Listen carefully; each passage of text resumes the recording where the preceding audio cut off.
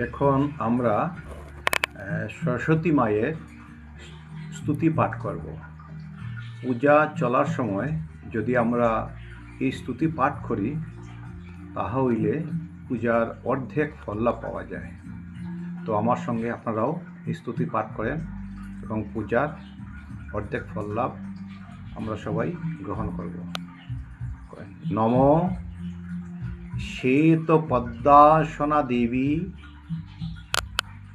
শ্বেত পুষ্পপশোভিতা শতাম্ভোরধরা নিত্যং শীতগন্ধানুলেপনা শতাক্যসূত্রহস্তা চ শ্বেতচন্দনচর্চিতা শ্বেতবীণাধরা শুভ্রা শ্বেতালঙ্কারভূষিতা বন্দিতা সিদ্ধগন্ধর্বৈর অর্চিতা সুরদানবৈ পূজিতা মুনিভিঃ সর্বৈ ঋষিভিঃ স্তুয়তে সদা স্তোত্রেণানেন তাং দেবীং জগদ্ধাত্রীং সরস্বতীং যে স্মরন্তি ত্রিসন্ধ্যায়াং সর্ববিদ্যাং তরন্তিতে ইতি